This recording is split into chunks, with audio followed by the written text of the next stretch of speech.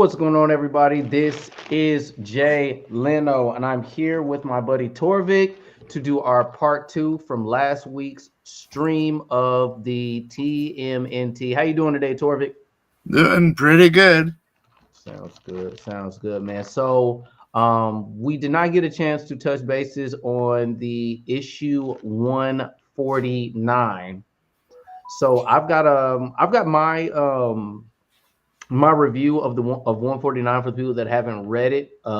Feel free to do your own commentary through this video. This video is available on my YouTube page if you guys want to enjoy it by itself without our commentary.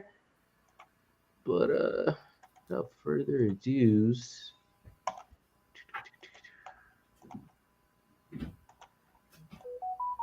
all right, here we go.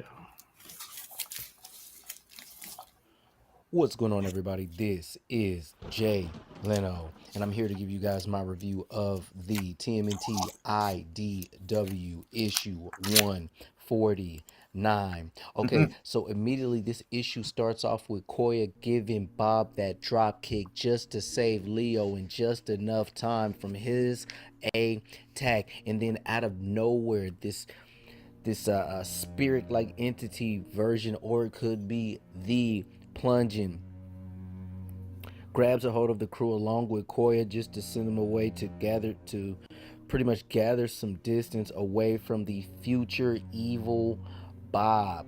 And this is when things get really, really sketchy and tricky. So Leonardo's trying to convince this evil Bob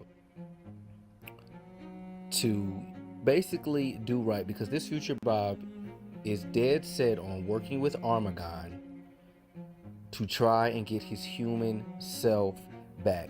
And so at this particular point, if you didn't read 148, Michelangelo and Koya and Plungin had came in to save the day from evil Bob finally revealing of his evil plan of basically stealing their memory in what is described as Q&A. He's feeding Armagon that Q&A, but he was doing it slowly but surely just to be unnoticed. That's why in those previous issues, the crew kept losing their memories. And so Leo finally confronts Bob about this and is like, hey, look, there might be another way to work this out. And just work with us, explain to us what's the deal that you've got with Armagon so I can help you. So then at that point, Bob decides to put on display of the powers that he has. So Torvik, did they ever have any inclinations or has spoke on the Q&A that Armagon wants that feeds off of? And will be not that I can really remember offhand the last young leader. Okay. And I'm this turn the volume red down on this video as well. aura of whatever spell that he's. Okay. But his name is Armageddon. Armageddon. Okay, I said Armagon. Okay, yeah. I'm sorry. I also found it funny when you doing the issue number like 148 and 149 showed it up there as if it was the time. Yeah.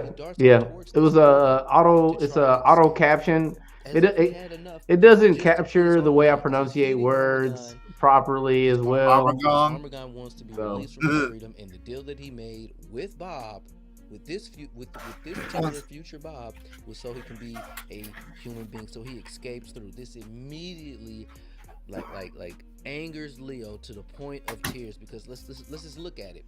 This is one of Leo's proteges that he has trained. So he felt so in the IDW series, does Bob get this much attention? With him having that disconnection and seeing what do you mean in the IDW series? Well, like as a total, like with all these issues that like period, the IDW we're at issue 148, and I haven't read all of the issues.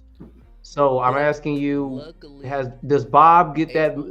Is he involved in the story that much prior to the Road to 150, or is this kind of like He's his moment? actually new to that. It was after the Armageddon Games that Lino actually ran into Bob as a mutant and took him in. What has just transpired as Bob had went through that portal. They just have to find a way to get to their destination.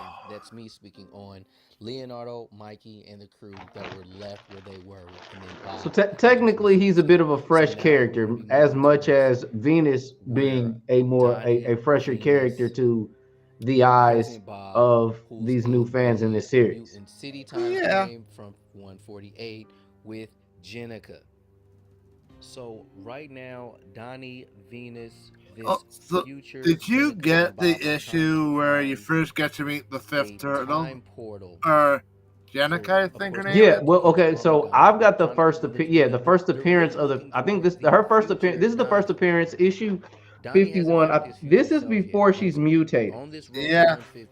This is when she's with Karai and the Foot Clan. When they mention it to this future Jenica just out of nowhere says to them, "Hey, I know where let me show it. It won't let me show it. Crew is freaking lighting. I gotta put some. I'm about to turn the light on down here. Give me some lighting. 1 second. Like, well, I just really missed you guys, and I just wanted to spend some more time with you guys, so that's why I stalled you guys out.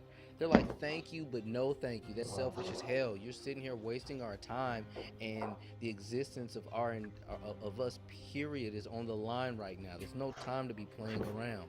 So the portal gets opened up, and they travel through. So this is. They immediately run into. If it'll let me, may not. My green screen may not pick it up. Seems to have had a. It won't. Companion. No, I kind of see it showing up. Huh? I did kind of see the comic show up. The same basically, this Michelangelo has experienced what the Michelangelo has experienced, and back in present time, it's showing, but we can't see it that well because you're not the main screen.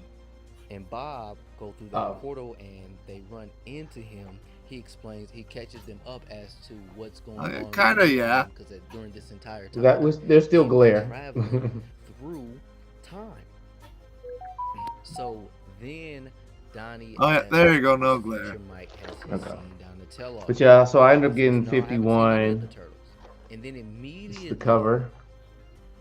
Venus. Yeah, I got it out before. I got it before it was cool when it first came out. This one. Yep. The Teenage Mutant Ninja Turtles Armageddon. And then I had to get Donatello's death. Issue number 4.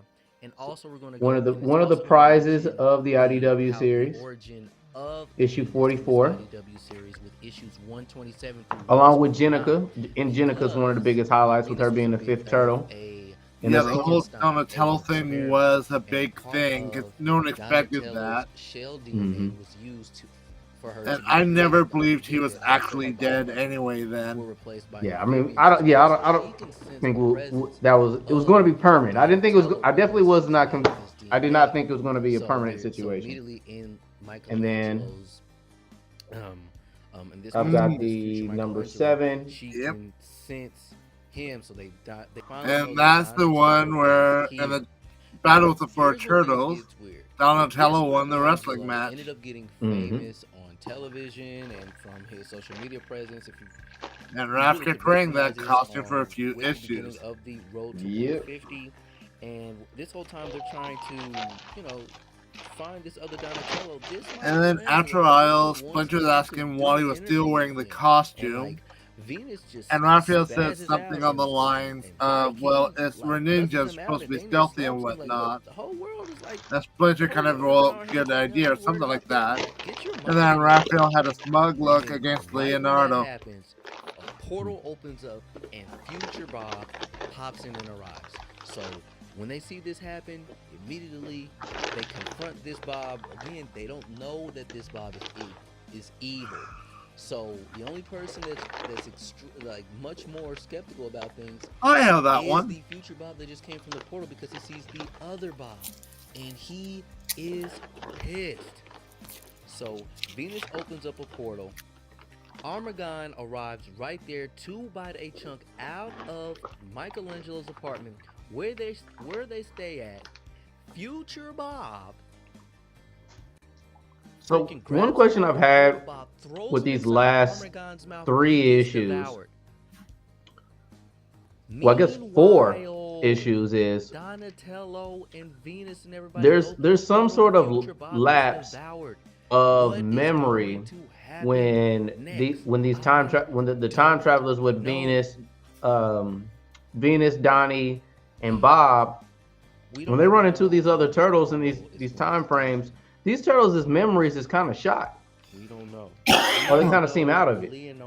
Leonardo and April. Actually, what I remember, it was just Raphael was one who was shot.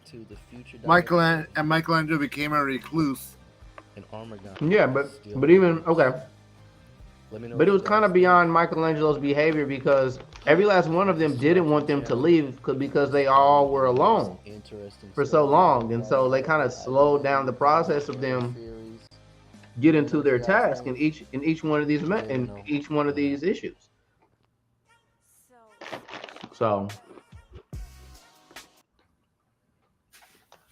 it was something I wanted to point out. So running into issue 150, I'm wondering to myself, is this going to be a meeting point of where Leonardo, Koya, I guess what is to be now the human leader, and Michelangelo, did they obtain the ability to be able to time travel as well, or now they're just able to keep that portal open? Donatello was working on Donatello had to figure out time travel in the future and was just working on it now. I was talking about Leonardo. I'm talking about Leonardo, April. Oh, I have no idea what's going to happen with that, but that is interesting. Yeah, because they had a breakthrough, and it seemed like for what they were trying to describe, they could keep that portal open.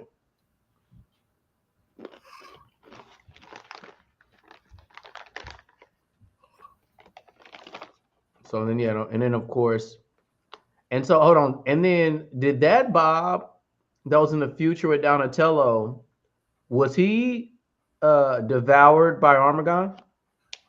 Yep, but question is, now this is where you get cross-eyed. Which future Bob is that one?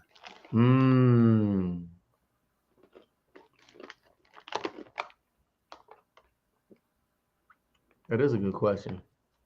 Because is this before the future Bobs that's with the Turtles now, or the future Bob from after the Turtles? Both were aware of. You know what? I'm going to immediately assume that Bob that was back there with Leonardo and them is the actual future Bob. Because he was way more aggressive, he was way more vengeful and envious, and I think the present Bob will be the one that's with Donatello. Yeah, mind you, what it could have been, the future Bob that was thrown into Armageddon is the same Bob that went to the past. So he wasn't actually killed by Armageddon there.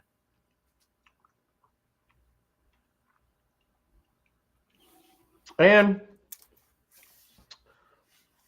it's almost to where are we going to assume that there's going to be a reset in all of these timelines with Armagon, or direct? Are they going to be able to prevent what the Raphael from the annual in 2023 have reminded them about? Wait, what was that? I don't remember offhand. That future Raphael came down.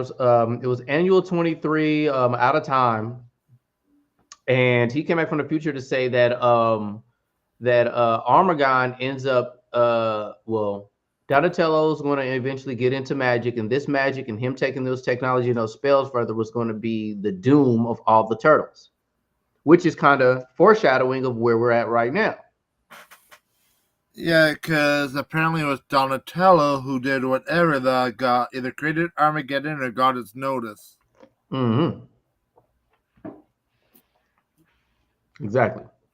Yeah, I vaguely remember that.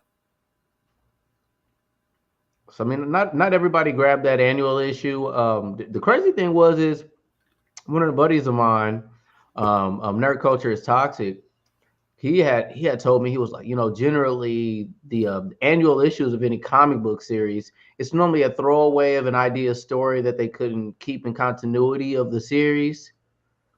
But for IDW in particular, this storyline foreshadowed all of these events that's going on right now. Hell, even the Free Comic Book Day ones does the exact same thing. Was last year's Free Comic Book Day the Knoll Turtles on the cover, or was that the year before? I don't know. Do you want me to go take a quick look? It's up to you, because I thought I remember the white bandanaed turtles on the cover of that Free Comic Book Day. Unless, yeah, that's what I Oh, thought. the fake? You mean the fake turtles? Exactly. Yeah. The humans who, use those turtle cloaks. Yes, indeed. I know. I see. You know your stuff.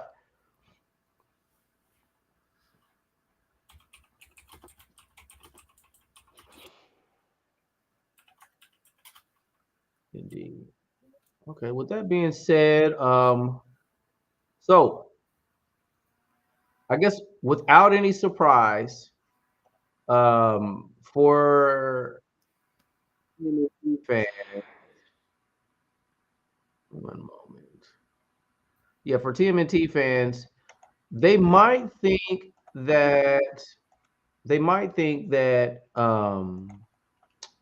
Venus was the first female turtle. In fact, that she was not. And I don't want to spoil it all by giving you the answer without letting you see or go through a proper explanation and visual aid of who the first female turtle was. So this content is going to be sponsored by Marvelous Videos. Oh, nice. You got a sponsor. Not exactly. I'm just using his video and I'm just giving him credit.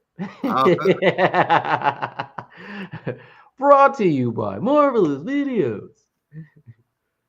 Call yourself an ardent fan of the Teenage Mutant Ninja Turtles and believe you are well Oh, you versed do that with all the the time, heroes like, and a oh, half shelf Okay. on the franchise's overarching mythos? If your answer happens to be yes, we beg to differ here, and all the more so because there are so many TMNT storylines that are utterly ridiculous and on so many numerous levels that it is difficult to keep track of all of them. Like, for example, one of the comic book storylines ended up introducing the franchise's first female turtle, which is neither Venus de Milo nor Jenica, for that matter. Well then, who was the first female turtle? For this, we will be exploring the first story, The Fifth Turtle, in Teenage Mutant Ninja Turtles Adventures, special issue number 11. I could have bought published this. back in 1994 They had by this at the Archie Comics. Comic-Con. Are you ready? I Let's should have find bought out it. all about her, shall we? But before we get into the video, we do have one very small request. If you enjoy our content, then please support us by subscribing to our channel. This is a small click for you, but for us, it means a lot.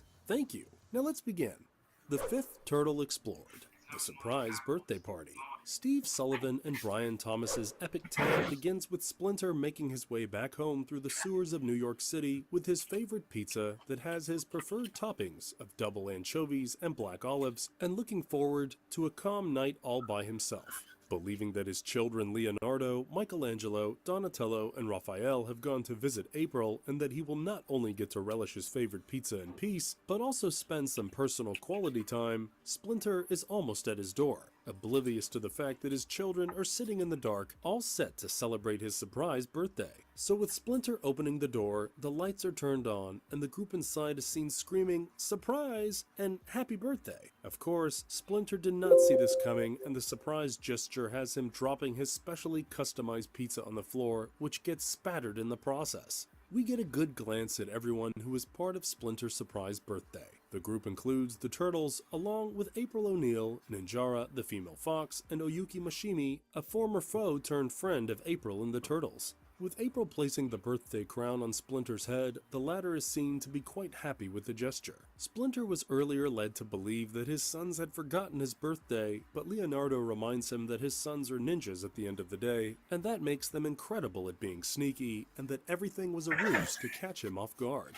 With Splinter looking at his messed up pizza on the floor and grieving, Michelangelo shows him a table with piles of Splinter's favorite pizza ordered from his favorite place. Later, with everybody settling down, April finds Splinter lost in his own world amidst the chaos. As she asks Splinter what the matter is, Splinter lets out a sigh and admits to her that he can no longer recall what it was like being human. Michelangelo asks him why he would want to be human, to which Oyuki jokingly replies that if Splinter was a human, he would have to move out of the sewer to get a job and join the rat race. However, this has April thinking about how difficult it must be for Splinter to be a rat for all these years, especially when he was born a man. Looking for a cure. The following day, April is seen accessing the library database from her computer and telling Oyuki that she is trying to lay her hands on an article she had come across last year. After Oyuki leaves April's apartment to visit a certain somebody named Kato Lee at the hospital, April finally finds what she has been looking for. A 2-year-old article stating that the chemical company Genterprises Corporation was developing an anti-toxic waste serum that was apparently capable of reversing harmful mutations in some affected organisms. Upon realizing that it might actually be a cure for Splinter, April heads over to the Genterprises Corporation and discovers that the organization has changed its name to Mergenterprises. Once inside, April is greeted by a friendly intern named Perry Gray, whom she had spoken to on the phone earlier. Perry tells April that she will give her a tour around. However, they are stopped by Perry's hostile boss, Dr. Melvin Koss, who instantly denies April access while stating that all facility tours have been suspended and that the new owners of Mergenterprises do not like people snooping around. As Dr. Koss turns April away, he angrily asks Perry if she has read the previous month's memo of procedure changes. Perry apologizes and says she must have missed it, given that lately there have been so many memos. Dr. Koss sends Perry back to work and ensures April is out of the building. Be careful what you seek for. April was almost leaving the premises when she found an Acme bakery truck pulled out in front of a loading dock. Upon witnessing a man taking out a barrel with "Danger Toxic" written on it, April recognizes him as Shredder's henchman, Tim London. This has April making up her mind to probe deeper into the matter later that night. April observes Tim delivering the barrel to Dr. Koss and getting paid in return, so she becomes all but doubtful and decides to do some digging all by herself. She is seen sneaking back into the building to see what is inside the mysterious barrel, only to bump into Perry on the way accidentally. April asks Perry why she is sneaking around, and Perry tells her that Dr. Koss lied to her, that there wasn't any memo suspending tours, and that many suspicious things have been happening there lately. She also tells April that all the scientists have been working in isolation, that no one knows what the other is doing, and that she has her doubts about Dr. Koss. April and Perry are seen gathering close to the door of Dr. Koss's office in order to listen to the conversation that he's having. They hear him speaking to someone about the component of ooze, how the company can resort to the ooze to finish their mutagen/anti-mutagen experiments, and that they only require test subjects to run their experiments. April realizes that they have to get out of there and informs the cops immediately about it. But before she and Perry can do that, they are incapacitated. Apparently I don't have it, which is concerning to me. Who are also disclosed to be the new owners of Mergenterprises. April and Perry are locked up inside holding cells in the basement. Dr. Koss points out at April, "There's a fight coming."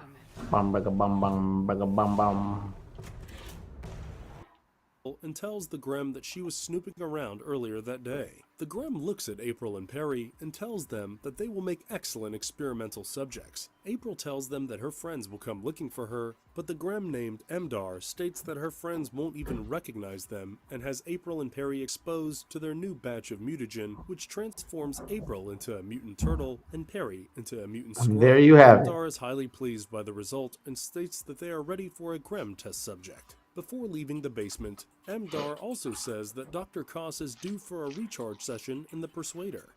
Planning the escape, April looks at her transformed self, and it dawns upon her how difficult it must have been on the part of the Turtles and Splinter. A teary-eyed Perry asks April what the Grem plans to do with them, and that is when April tells her that they will certainly get out of this situation and that some of her best friends are mutants. Realizing that the mutation must have given them new special abilities, she has Perry squeeze through the holding cell bars, and as for her, she resorts to her claws and beak to snap through the bars. Next, April is seen ripping open a ventilation duct, after which both crawl through until they reach the roof. When thinking of ways to get down without getting caught, Perry uses her wings and flies April over the fence before making a rather rough landing on the ground. Needless to say, April brings Perry to the sewer home of the turtles, and their transformation takes everybody by surprise. Post a rather hurried explanation, the turtles decide that the time has finally come for them to kick some butts and cure April and Perry. April puts on a white bandana and asks Perry if she can handle the nightstick she's holding. Perry tells her that during college she worked 2 semesters as a campus cop. Meanwhile, at Mergenterprises, Emdar asks And she how the bared a test subject sword. is doing and learns that the subject isn't exhibiting any ill effects. Emdar is also told that Dr. Koss is under their complete control again, with Emdar stating that they are all set to test the anti-mutagen and ordering that April and Perry be brought up from the basement Emdar. and blends the ooze in with the rest of the formula. The turtles, along with April, Splinter, and Perry, are seen crashing through the skylight. April angrily tells Emdar there isn't any need to fetch her and Perry because they are already there for them. Leonardo tells the Grem to hand them over the antidote and leave the planet if they don't wish to be hurt. This is when the mutant Grem appears before the turtles and effortlessly knocks them aside. While the turtles are seen charging back at the mutant Grem,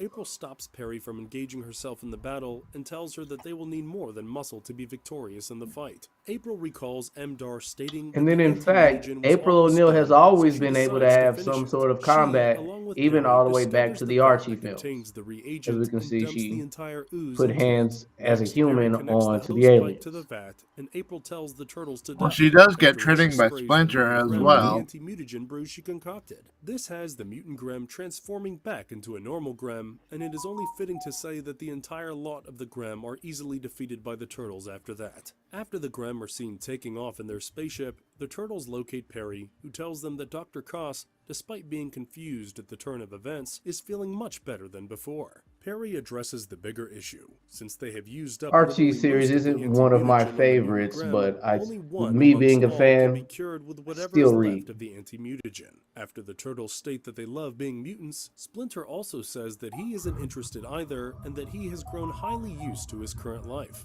April urges Perry to take the cure and tells the latter that her friends will teach her how to cope with her new form. Perry thanks April only to splash the anti-mutagen on the latter. After April transforms back to her human self, she asks Perry why she did that. Perry tells April that the world would undoubtedly miss a famous I don't know reporter if I'm way the more biggest than her, fan of their and that by belts using being Grem's white. notes, she might actually be able to recreate the cure. Perry also adds that Are she you really sure likes they're that she white, can though? fly, Looks like even it if from meant here. only gliding. The issue ends with Yeah, Splinter in that quoting, one "All is comic, well that ends and well," others are and colored. Michelangelo grinning and saying that he found April as a turtle quite cute. With this, we finally come to the end of our video here. You're So like, what do look, you and think that of the cover first there. introduced female turtle? We would love to know your thoughts in the comments section Or below. gray. Also, do let us know if you fancy April as a turtle more or as a human. Now, if you enjoyed this video, you know what to do. Please do leave a thumbs up And there you have it. So what did you think about that? About April O'Neil being the first female turtle? I forgot. I read it and forgot about it when it first Really? came out. Like I even know how it depends on how they're created, which is the more important thing. Oh, gotcha. Like with the with that one there, in Israel cartoon, April gets mutated all the time. Okay. She's been a mutated cat. She's been a fish person before. But then you have when they did the next mutation. And I got this directly from Kevin Eastman. The reason they had the female turtle is the person at Saban Entertainment wanted them to have a fifth and a female turtle for the girls as well. Yeah, that was a network decision, not a Kevin Eastman or Laird decision. But the way they did Jenica was pretty good too. Yeah, I definitely like Jenica's introduction to the realm over Venus's compared in the next mutation. Like you saw Venus, or not Jenica as she was as a human, you got interested as that. And the reason she got mutated kind of made sense too, because she was dying. She needed a blood transfusion. Leonardo happened to have the same blood type. Yeah. Agreed. All right. But question for Hit you. me with it. What was the name of the original fifth turtle? Wasn't it Slash? Nope. This is also going on to technicality. I'm going with this one.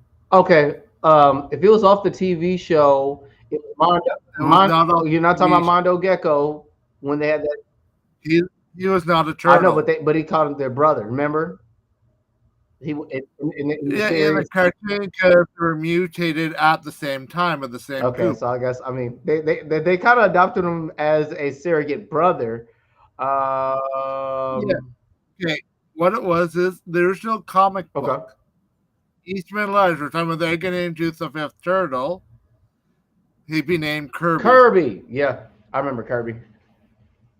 Let me get a picture. And he was kind of looked like what Slash became. I always get Kirby mixed up. Kirby was definitely, I remember Kirby because Kirby had the crazy. It was like a buzz knife. I'll put a picture up of Kirby. Yeah, he had like a sword that had like a handle in the front. Yeah, and Kirby had stripes as well. Yeah, but speaking of Kirby, do you know that Jack Kirby kind of made a cameo in the Ninja Turtle comics? No. Yeah, in this comic right here. So they got the Donatello one-issue micro series, which I somehow have 2 copies of. Kirby had the gray. He as well had a gray bandana, much like April had as well. And one thing I'm going to show you because I have 2 copies. They were going to reintroduce Kirby again towards the end on the actual TV show that they backed out on. Some of the early. I don't know about that one, but here, check this. Check out the wraparound cover for the issue. Oh, that's big. That's badass. Yeah, I'm about to show people a picture of Kirby as well before we get into our next topic. The original fifth turtle. And then they wanted to throw in Kirby in the cartoon series that we were watching during the time frame that Peter Laird wanted to get into the more evolved mutation of the turtles that started to obtain new abilities. Right at the end of the series, where they had what I can picture the guy. Is it Carlos? Carlos, yeah, I believe it is Carlos. Yeah, it is Carlos as well. Yeah, it was Carlos. But funny thing is, Peter wanted to go a more grotesque version of the turtles. He actually wanted to implement that into film. That I guess the studios had turned down as well. Yeah, they actually got that in the second cartoon series, where Donatello got scratched by one of the monsters or whatever they were fighting, which in turn made him look more violent and such. Yeah, but funny thing is, that issue I showed you, one where Kirby has this gem or something on his pen that whatever you draw will come to life. You know what? I watched a video on that as well. Yeah, I'm aware. I'm aware. Yeah, thing is though, like, because after Kirby drew with it, it would eventually disappear. But here's something interesting about the pen that actually is a more important thing. With the help of Renette, a time traveler who took April back through time, it was revealed that April was really a living drawing brought to life with the help of the magic crystal. She was drawn by her father before his own biological daughter, Robin O'Neill, was born. Although anything drawn by that crystal's prior owner, Kirby, drew with a pencil would vanish after some time, April's father used a pen, which might explain why she lived past 30 without vanishing.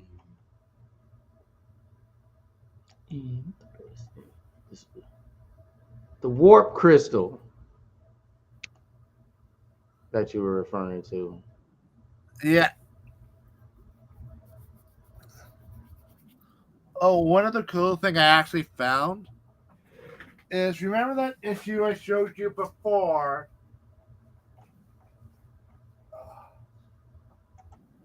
About how, like, the turtles where Raphael got bit by a leaf, ended up draining his powers? Yeah. Was that in one of our streams when we talked about that? Yeah, I showed you the graphic novel, like the graphic novels, other ones, but here's the actual comic issue it came in. Oh, wow. That looks like an IDW. No, this is not So, okay, IDW. this is a Mirage. Is that a Tales of TMNT or just Eastman Lars Teenage Mutant Ninja Turtles, book 26, October 8, 1989. Wowzers.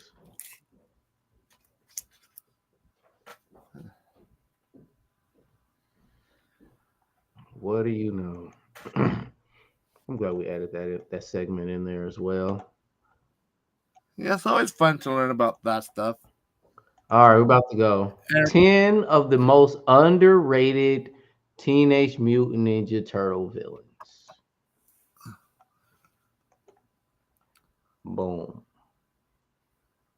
Make sure. Okay, we're all up to speed. Okay, there we go. All right. Oh, by the way, one on the cover is wrong. What with one of the characters on the front cover is wrong. Which one? I'm not going to say why. You'll see in a minute when you get to them. But can you name the one on the left? Well, that looks like that's Leatherhead in the top left corner. I don't know. Okay, so the one beside him. That I can't. I do not remember or know. Okay, I'm not going to say anything then. All right, I'm scrolling down. You know who the fourth one is? 1, 2, 3, 4. Is that supposed to the guy from the Dragons? That's not Tatsu. The one beside Rat King. Is it? You know who that is? That's the. I know he was a leader of clan. I just forgot his name. It's not Tatsu, but he was in the Turtle series. It was Han. Okay, Han. AKA Casey's father. Han Casey's. What the fuck? Okay. He was in IDW as well. Mm-hmm. He showed up in like the first issue where Raphael too. He was an abusive man to Casey as well. Yep. Yeah, that was one of the early issues of IDW. At the beginning, Raphael wasn't even with the set of 4 turtles, and yeah, in the first and second issue, he first showed up. Yep. See, I've been reading a little bit. I've been reading some comics. All right, so let's get to it. Okay, Teenage Mutant Ninja Turtles wouldn't be anything without its villains, as one of them provided the mutagen necessary for the Turtles to exist as fans know them today. Many of the universe's villains are humorous, villain of the week types that test the Turtles and bring them together without posing much of an actual threat, while other enemies possess terrifying strength that come close to or succeed in depending on the timeline killing the Turtles. All right, so at 10, they've got John Bishop pilots the exosuit of an everyday agent. First appearance in Teenage Mutant Ninja Turtles IDW issue 54. Are you familiar with Sir John Bishop? Yeah, especially from the second Ninja Turtle cartoon, where he was not minorly used. Okay, so it says here, agent. He was a pretty major villain. That he was. Who actually survived as himself in the future. Agent Bishop. Oh, go ahead. Yeah, he was alive in 2055. And funnily enough, so was Baxter Stockman. But at that point, he was just a brain with the one eye stem and one eye and living in a jar. Okay. And Bishop and Baxter actually became allies then too. Okay. Agent Bishop is a commander of the Earth Protection Force, a secret government organization which hunts and captures mutants and aliens alike. He believes they're a threat to humanity that must be eliminated at all costs, no matter the consequences. He wears a stereotypical Agent exosuit to hide his stunted physical growth due to being born premature. Bishop's father is where his hatred for mutants stem, something that stays with him until his death. Despite being a commander, Bishop is more than happy to jump into the fight himself. He's a powerful villain who would have killed Leonardo if it wasn't for Raphael's intervention. All right, number 9. I knew he was going to show up somewhere. Old Man Hob. Mr. Mutant Town himself. First appearance in Teenage Mutant Ninja Turtles issue 1. That's why I want issue 1 so much, because of Old Man Hob. Oh, you mean the one I have? I don't want to go.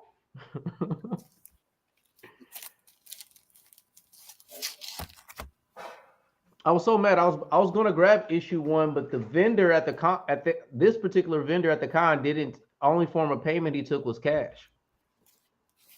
How much was he selling it for? 30 piece. Actually, 25.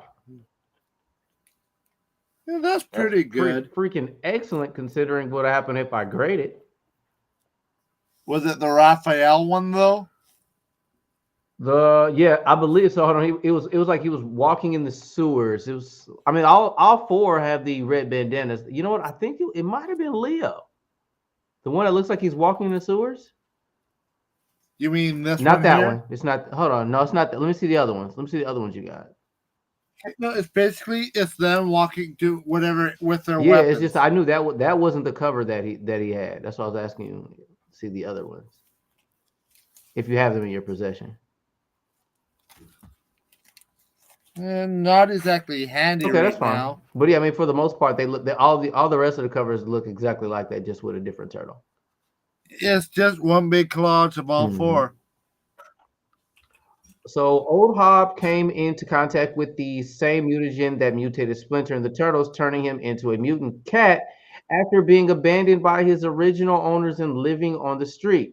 Old Hob tries to attack Raphael before he even mutates, but is stopped by Splinter, devoting himself afterward to seeking revenge on Splinter and the Turtles, although he originally had humans to do his bidding.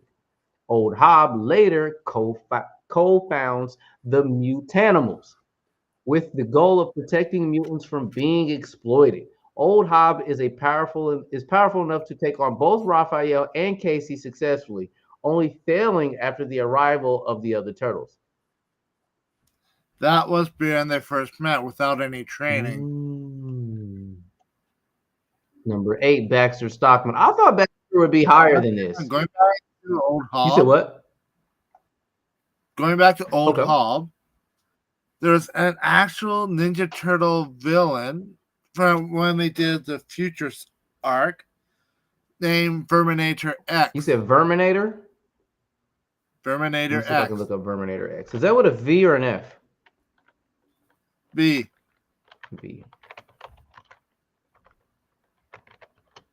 Terminator X TMNT. The cat. So is this in correlation? Are these similar to each other, or no? I think it's basically that version of him. I kind of wish they could have named him Mannix. So he was supposed to. So apparently, it looks like he was supposed to be a play on. He was supposed to be a play on Terminator. Let me get a picture of him up here. Yeah. Innocence.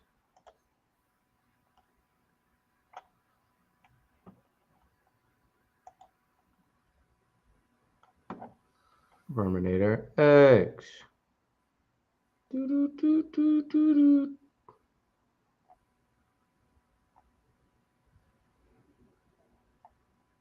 They have some die-hard fans out there to make this art of them. Oh, I know, like that arc. of the future turtles kind of did get pretty dark at times too. Like in one issue, they had Raphael shooting or punching Hitler. Oh, dang. And they also had Hitler's brain in it. What? That's crazy. And there we have it for Old Hobbs. So we're going to number 8, Baxter Stockman. I thought Baxter Stockman would be a bit higher than this. Is Baxter considered? I think he's completely underrated. I don't think so. In the core of the original Mirage, but I mean, Shredder got defeated rather early. Baxter Stockman's the one that pretty much took over the city. Oh, Mirage, yeah. Yeah, but the IDW one is in no way underused. Yeah.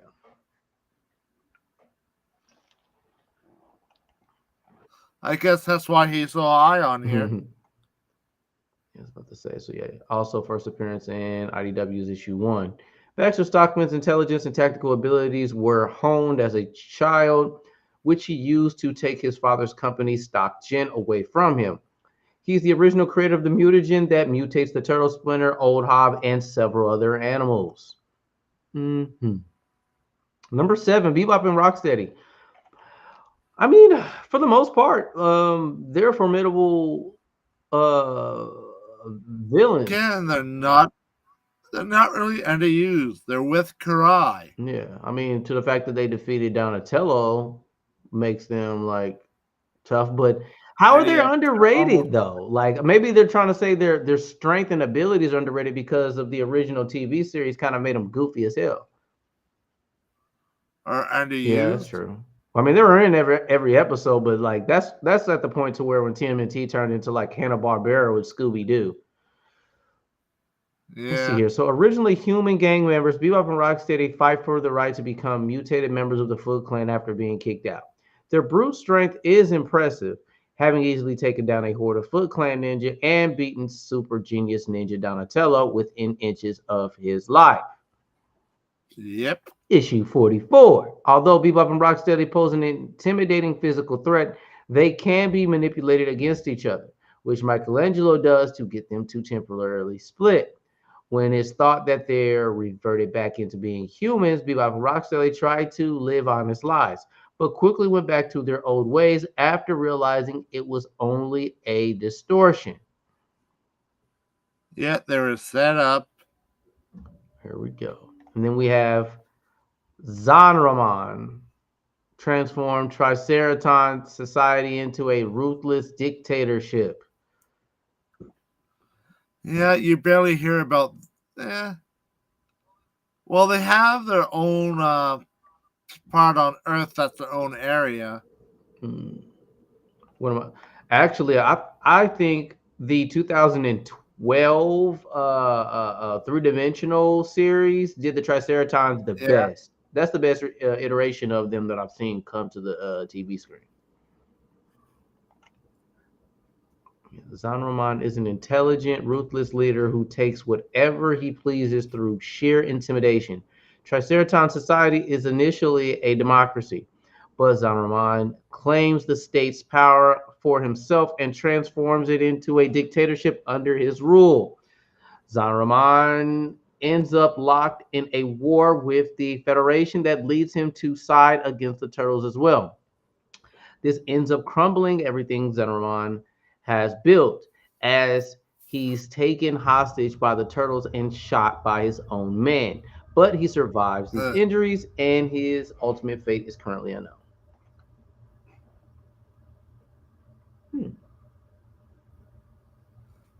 Yeah, but that was more so the Mirage one than any of the other ones. Yeah, I think they're mixing all these together. Yep. So here we go. We've got General Blank Hughes, or Blank, yeah, it has to be Blank Hughes. Inventions would have been deadly. First appearance in the Mirage, issue 5. So another ruthless villain who uses all available resources to win, General Blank Hughes, is a Federation soldier with deadly intellect. He pressured the Federation's greatest scientist, Honeycutt into creating a device that would allow the Federation to teleport explosives directly into the enemy territory. Even after this scientist becomes a fugitoid, Blank Hugh continues to hunt Honeycutt to complete the device. He's a cunning, persistent villain whose transportation device idea would have been deadly if he'd been given the chance to execute it. And some fans wish he'd shown up more often. All right. 4, we've got Arnold Jones. Up and down relationship with Casey is heartbreaking. This is the guy you've been talking about, Sir Tarek. Let's see here. We've got father of Casey Jones. Arnold Jones was a gang member turned loving father after falling in love, but the relationship turned violent after his wife passed. The Turtle stopped Arnold from beating Casey. In particular, that was Raphael. It was only Raphael. And have several more run-ins with him before Arnold actually smears off alcohol for Casey's sake. Aligning with the Foot Clan, Arnold becomes a mutated villain who sides against Casey and the Turtles before unexpectedly saving his son. In his final moments, Arnold protects Casey from a fatal blow and is equally heartwarming and heartbreaking as a close to their relationship. All right. Except he wasn't exactly mutated. So he just kind of gained like strength and ability. He basically became younger. Oh, okay. Well, okay. So in the was that the IDW series or one of the past series to where the mutagen actually allows him to live longer and age slowly? I'm not sure, but it'll be this one. But also in the Ninja Turtles cartoon Turtles Forever, Hun actually becomes a mutant turtle. That I did not know. Not to know. Here we go. Number 3, we've got the Rat King passes judgment against humankind. This is probably the toughest Rat King that I've ever witnessed. Okay, there's no way he should be on this list as the most underused. I was about to say, underrated. It says underrated. Okay, so underrated. To be honest with you, as a villain, like to me, he becomes the second toughest, if not the toughest villain, considering that they defeated Shredder after the Armageddon games. No, it's literally because we had a huge arc called the Armageddon game, just based off of going against against the Rat King himself, and it took everybody to go against him. I mean, of course, he had the he had the Pantheon behind him as well. None of his brothers and sisters. He has some I forget the name of the Utron, but it's in Leatherhead's belly, and there could being one being, but both of their own minds. And you had Null, and you had Baxter Stockman. Well, there you have it. All right, so his first appearance, Rat King's first appearance was in issue 36. The Rat King hails from the Pantheon, an ancient group of animal beings that control their type of animal, manipulating them and using them for personal gain. The Rat King can also manipulate human minds, having mind-controlled a group of children with the intention of killing them, not always using his power for violence. The Rat King rewards humankind alongside punishing it. But this is only because he and his family were forced to lie low. They see the world as their chessboard to use as they see fit, seeing all of it as a game rather than its true horror.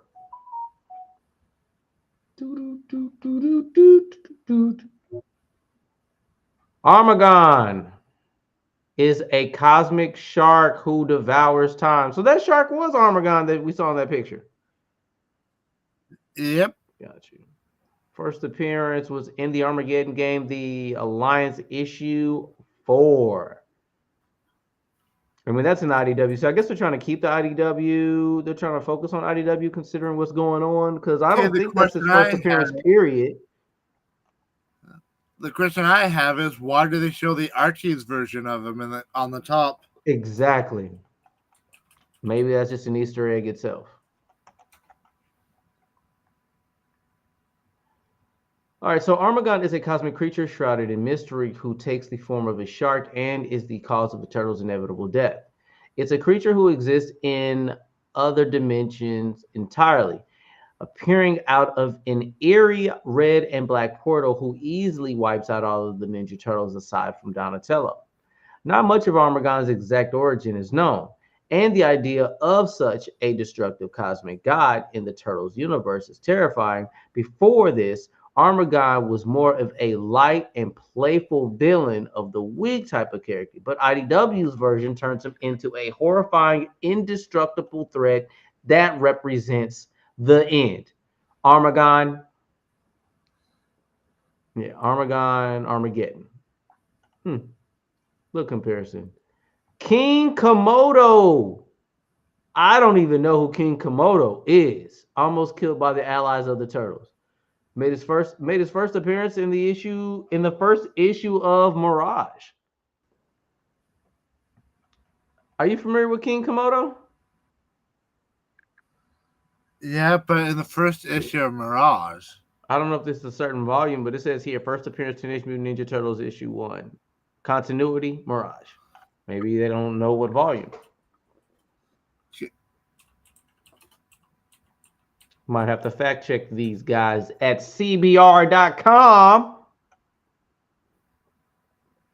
Originally an ordinary pet, King Komodo was transformed by mutagen and turned into a mutant Komodo dragon. Donatello blew up the mansion belonging. Oh no, I know what it is. Sorry.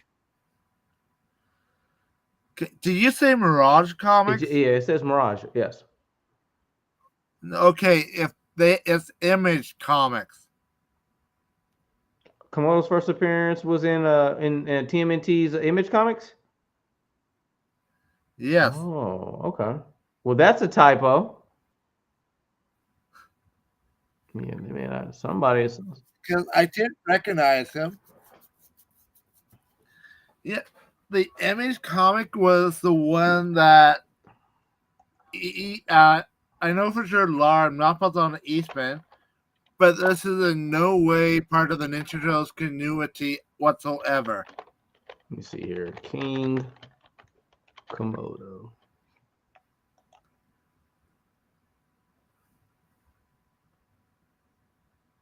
So King Komodo. Yeah, so King Komodo was already. Hold on. He was already a character in Image Comics itself. Or was he just a part of the Ninja Turtle franchise? That one, I don't know.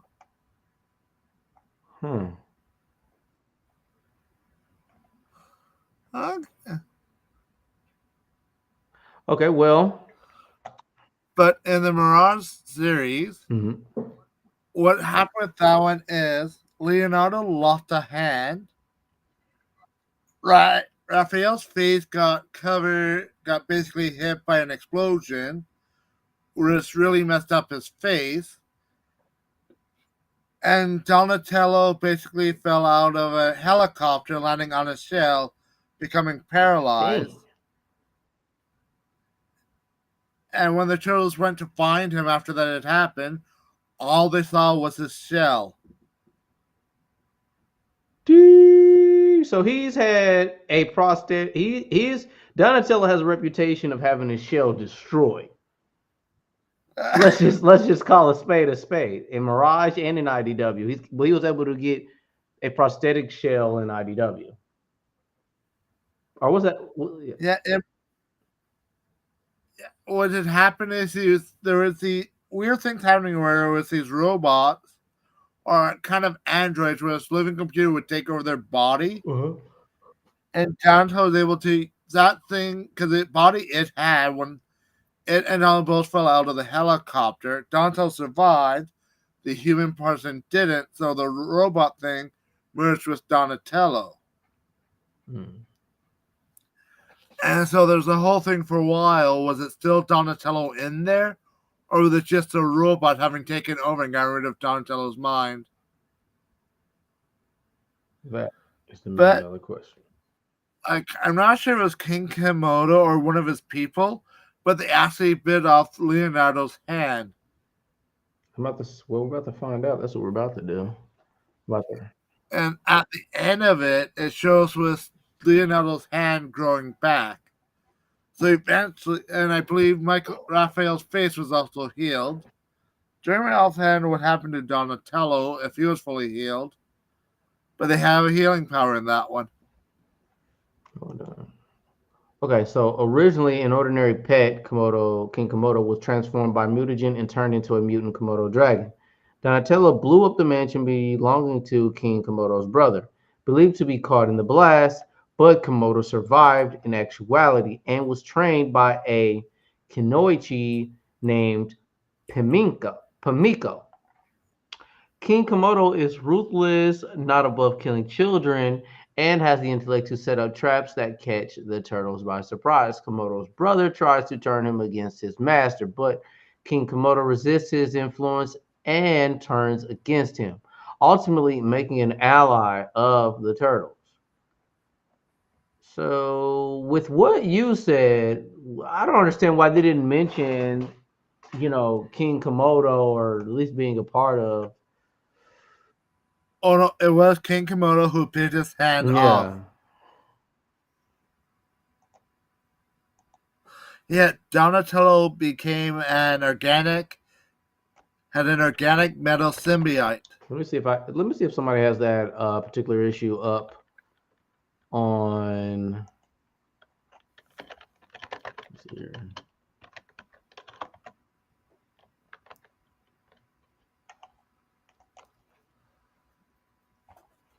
King Komodo origin: the human eater giant humanoid Komodo is one of the vilest villains in TMNT. That's a 35-minute video. I'm trying to see if there's any way to have a short version of King Komodo. It might be the only one, champ.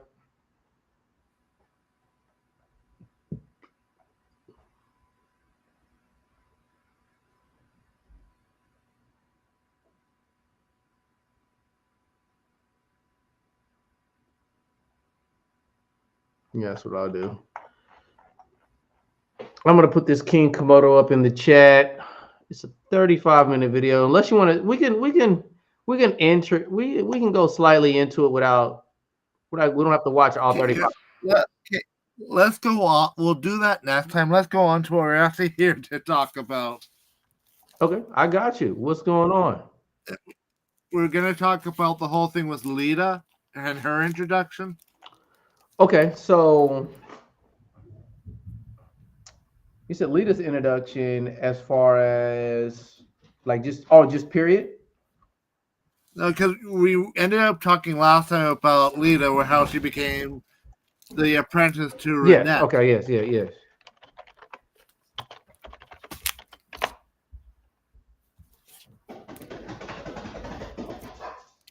Yeah, futuristic daughter of Donatello and Jenica, who is a genius, and because with Renee, she's going to be the what do they call it? The time sorceress or something like that. And the thing is, adopted daughter. Indeed. Oh yeah, because as we find out in that last issue, she's actually an albino human. Yeah, which kind of like sounds cool considering that she was an albino turtle. Yeah. Which kind of like, okay, so in the culture of a lot of other cultures, albinos like normally like the rare finds, the special breed of creatures of such, and like the shiny human, right? Yeah, exactly. So and considering that, and her being as young as she is, and Renee pretty much taking her as her apprentice to be the time sorceress, this is a bit of a big deal. Yeah, but also it's not for like at least 10 more years before she becomes the apprentice. And of course, for people who want to see, there you have it. Issue 1, first 2 covers of Lita.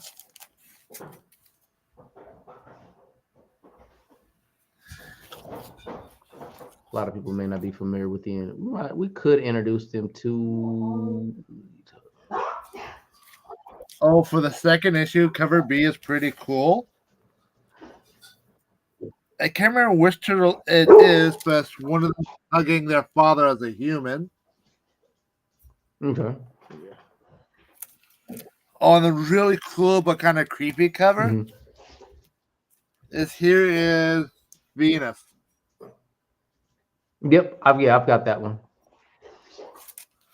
It's so freaky looking though, too. I mean, she was created with all types of different DNA. Oh yes, and also during this run, what was happening in the comics was all the Triceratons were basically grown after becoming new. Were incubated almost like clones. Okay. Now. And here, this little one right here is an actually naturally born Triceraton. Nice. What issue was that? 29.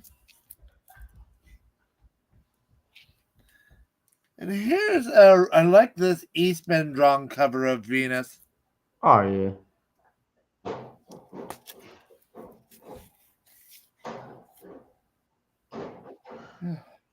I mean, for the bit of what I've read, I like these illustrations, and I do favor this IDW story a lot.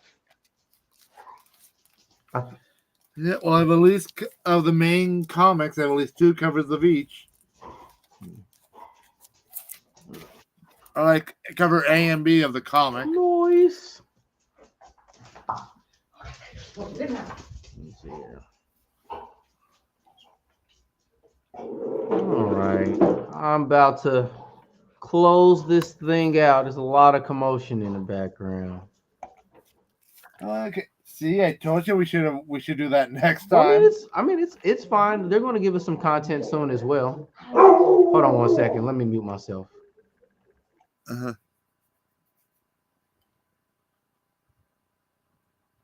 Yeah, looking forward to seeing the final issue soonish when it comes out.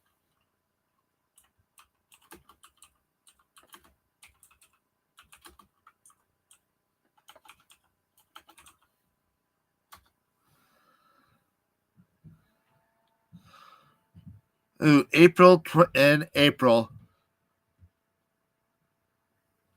You said what? All of these are yours? Did you say something to me? This yours too? In April, so in like 2, maybe 3 weeks. Yeah. You said what? You said you want to talk about April? No, the last issue comes out in April. That's kind of cool. Don't want this, do you? Don't want this, do you? Yeah, so in 2, maybe 3 weeks. Okay. Okay, there you go.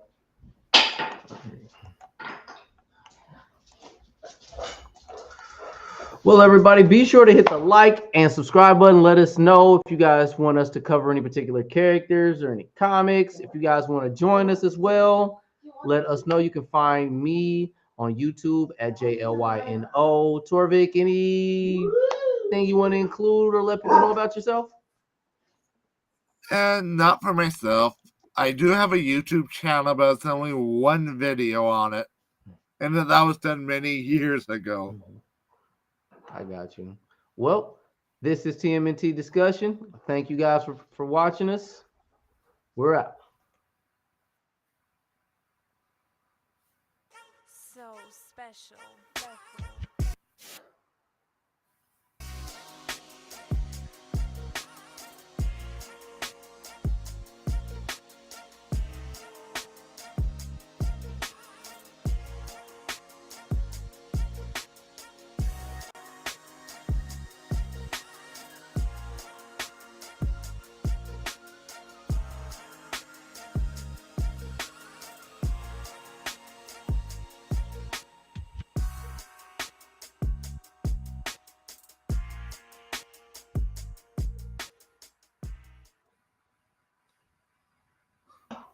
You don't want Catch you later, bub. I'll be in touch with you when I, especially after when I get a hold of my any of my comics. Okay, you know what?